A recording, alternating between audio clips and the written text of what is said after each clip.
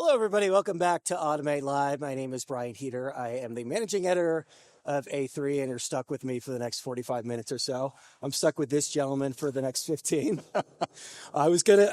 So we're speaking with Peter Corke, and obviously you're here because tonight you're getting a big award. Are you prepared? Are you ready? I think I'm ready. I don't think I've never won an award of this kind of stature ever before. So I'll do my best. You've won a lot of participation trophies over the years. Yes. Yeah. I was gonna ask you if you were jet lag coming from Brisbane, but you've been here for a minute.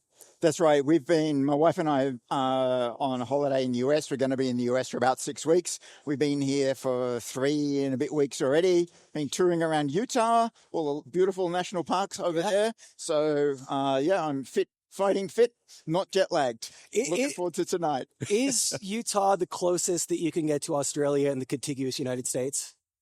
No, Hawaii would be. Hawaii, okay. Yeah. Well, contiguous. Oh, and the contiguous, then probably California, I think would be the closest. Yeah, I mean, it's like 14 hours still from my city, Brisbane, to LA. It's a 14-hour flight. Okay.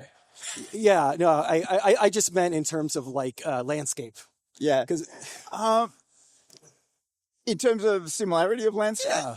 Yeah, there's parts of Australia which I have not yet been to on my bucket list still up in the northwest of Australia. Yeah. There's, I think, landscapes similar to what we see in Utah, but I think Utah has it on steroids. Yeah, the 95% that's completely inhospitable. Yes. I mean, a few people ask me what's in the middle of Australia, and I said it's sand mostly. Yeah.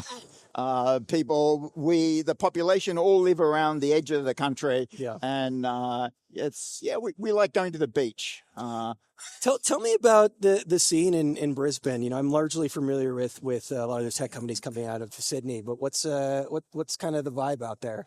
So Brisbane, I think, is Australia's third largest city, and maybe the fastest growing city at the moment. I would say there's no one industry that really dominates in Brisbane. I think that the Australian robotics scene is probably the centroid of it. It'd be closer to Brisbane than to any of the other cities. So Sydney, certainly, the centre of finance and business. Melbourne, also a lot of old business, old money.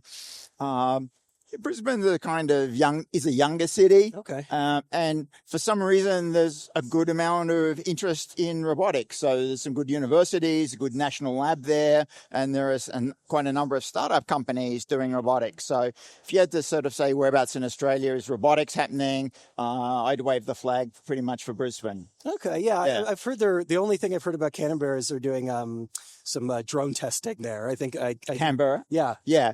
There are a few companies and academics involved in the drone industry based out of Canberra. Okay. They've done some good work, particularly in the open source drone software and algorithms for drones. That's come out of Canberra. But I think more of the field robotics is very more a Brisbane thing. And the state of Queensland, which is the northeastern-most state of Australia, has an economy very much based on resource extraction. Mm. So we have a lot of metal mining, we have a lot of open pit coal mining still.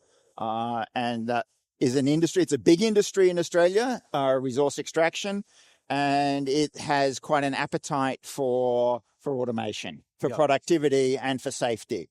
And so that's perhaps one reason why robotics and automation technologies thrived in that particular state.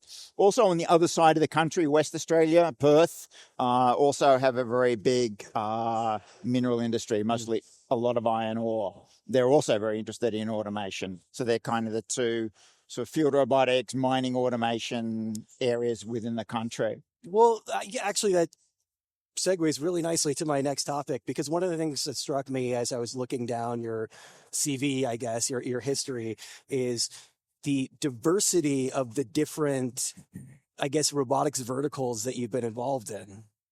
Yeah, quite a few. Yeah. And I think this is the issue for a lot of academics. You can work on a lot of things. very few of them actually go through to become a product. Sure. And of the things that I've worked on in my, 40 plus year career, I think the things that actually became products and are used today were out of the mining automation phase of my career. So we developed self-driving underground vehicles in the late 90s. How did that work, I guess, in the 90s? I can't even imagine that. So it was pretty, in some ways, simple-minded. We put a SICK laser scanner on the front of an underground vehicle, and you can see the walls because the walls are that far away from the edge of the vehicle. And so you can make maps as you go. And we're able to do that quickly enough and figure out how to actually do underground vehicle navigation. I guess everything's on a track, so that's pretty structured. No tracks, but they're just tunnels, rubber-tied vehicles driving through tunnels underground. And so we were driving vehicles 20 kilometers an hour through underground tunnels in the late 90s.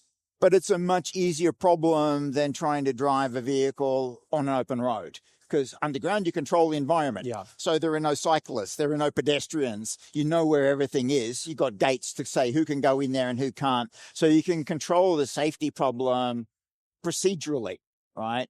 And so the vehicle doesn't have to be aware of all the complexities that you have on a self-driving passenger car. But that technology we developed, we patented, we licensed to Caterpillar. And as I understand it, to this day, it's still working at multiple mines around the world, which is great. As a technologist, that's what you want. Yeah. Right? You develop a tech and you want it to be out there and making a difference. A lot of the other things, they could have made a difference. Maybe they were too early. None of them were too late, but I think a lot of them were just too early. Yeah, it sounds like you were borderline too early for that mine technology. Because again, it's kind of boggling my mind that you were able to do that in the 90s. Yeah. If you think about it, it's an industry that's got huge capitalization, right? The huge amount of money invested in machines. If you can make that machine 0.5% faster, that you do the math on that. They're pulling money out of the ground. Correct. Yeah. So if they get more utilization out of the machine, it can pull more dirt, or pull more ore out of the ground. That's making more money. It pays for itself in almost no time. There's not many other industries that are like that, where the sort of return on investment numbers are so crazy. The disadvantage of the mining industry is that it's cyclic. And so we have boom times and bust times. And is that like market based or extraction based? It's just generally to do with world economic cycles. Yeah. And I've ridden a number of these boom busts. You've got a technology, it's all ready to go. The companies want to invest. And then the oil price crashes. And then the guy who was your advocate within the company, he gets transferred sideways or leaves. And the one guy over there. And then, then you just kind of find something else to do until the next boom, and then you try it. Yeah. You try it again. So it's kind of challenging having to ride these economic cycles. Yeah, I appreciate the fairly structured nature of it and the safety element of just not having a lot of people there. But I don't know, on the face of it, it seems really difficult from the standpoint of being very dark and like being underground. So obviously you wouldn't have gotten whatever G they were on at the time in the 90s. So, I mean, we did a lot of experimental work underground, and that's an interesting place to be with the boots and the light on your head and all of that stuff. But to put human workers underground, you have to engineer the environment, and that costs you a lot of money. Yeah. So you've got to make sure that there's no dust in the air, that there's oxygen in the air, that it's sufficiently cool, and that the roof is sufficiently stable and it's not going to fall down. So you've got to put all these rock bolts into the roof and huge ventilation systems. And so there's a real expense in putting people underground. Reef, you imagined a future, and we're not there yet, but you imagined a future where all that was underground were machines, no humans at all, and machines doing all the work. Then you'd save a mass in infrastructure and energy to run a mine. It's also all 3Ds down there. It's dull, dirty, and dangerous. Absolutely. All at the same time. All of those things. Yeah. And for real. It strikes me, and correct me if I'm wrong, it seems like Agtech is one of your main passions. Yes. Agtech, I think, is another industry that makes a huge amount of sense in Australia. You look at Australia's exports, the top few minerals and energy, and then the next lot to do with agriculture. So broadacre agriculture, crops, oats and wheat and all those sorts of things. Animal agriculture, I think there's a lot that could be done there as well. I did some very early work on using drones to muster animals. So Australia, they do a lot of heli mustering. So you got crazy pilots in helicopters chasing cattle across the landscape, trying to get them to where you want them to go. This is the one space where you actually want a really loud drone. Yes, absolutely. The animals are contrarian. You've got them all in a group, and then suddenly they'll split, and you only got one guy in a helicopter. Which way does he go? So we started to think about have drone wingmen. So you've got a helicopter fleets of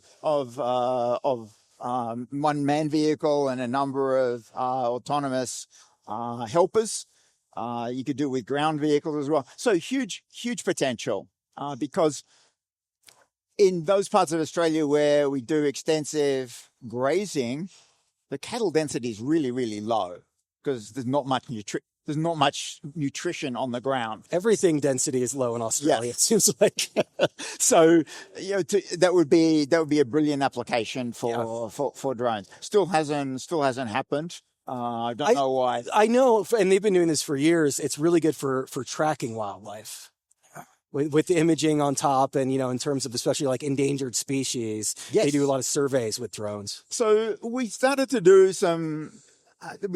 After our group finished off a lot of the mining automation work, we started doing surveying of mine sites from drones, and then we started to apply that same technology for species identification, and then we took it from the air to underwater.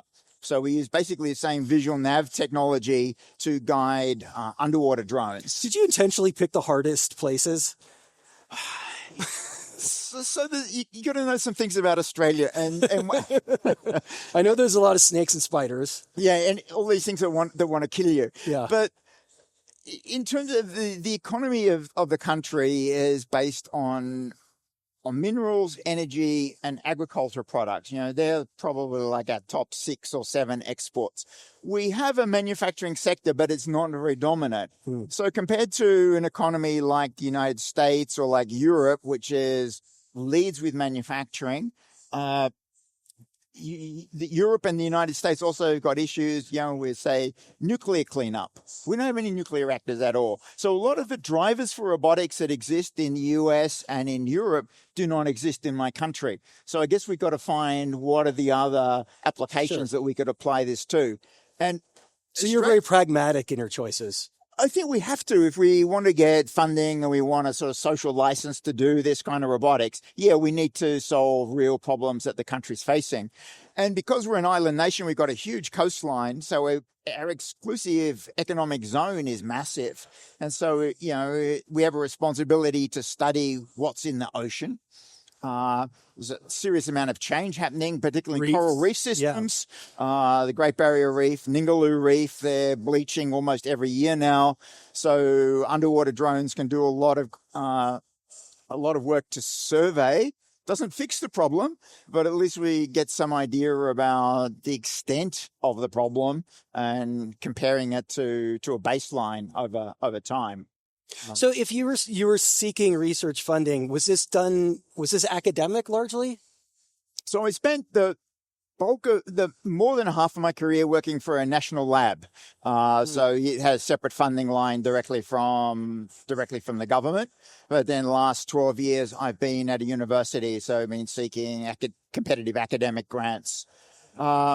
I think in both cases, you need to find problems that are relevant, compelling, because you're talking taxpayer dollars. But certainly, as an academic seeking a grant, you've also got to say that it's got some kind of academic novelty, which I didn't have in the government role. Yeah. So obviously we could talk for a few more hours. We got about a minute, so I'm pivoting to education. I'm going to be a really broad question, but what's your sense, what's your take on the state of robotics in education in 2025? I think there's kind of two questions there. What can robotics do for education, and what can education do for Let's robotics? take the second part. Okay. Clearly, robotics is a growing field. I mean, given what we see here, what we read about, or in the news, to sustain that industry, we need to train a lot of people. AI is not going to replace all the smart people we need to design the robotic systems, integrate them, maintain them, and all of that. So I think we need to do a better job of training people who have got the right skill sets for work in applying robotics and automation. Yeah. At the moment, a lot of those skills come from different courses at universities. You can study ME, you can study EE, or you can study computer science. None of them is robotics. Robotics is a mixture of all three of those things. And I think that's something that I would like to see changed, or even that we agree on what a university robotics curriculum looks like. Computer science guys have got their act together. So there's pretty much a standard computer science curriculum. There is not such a thing yet for robotics. And I'd like to see that happen. I'm going to let you save your voice for tonight. I'll see you at the dinner. Congratulations. Thank you. And it's been an absolute pleasure. Thank you so much. Thank you very much.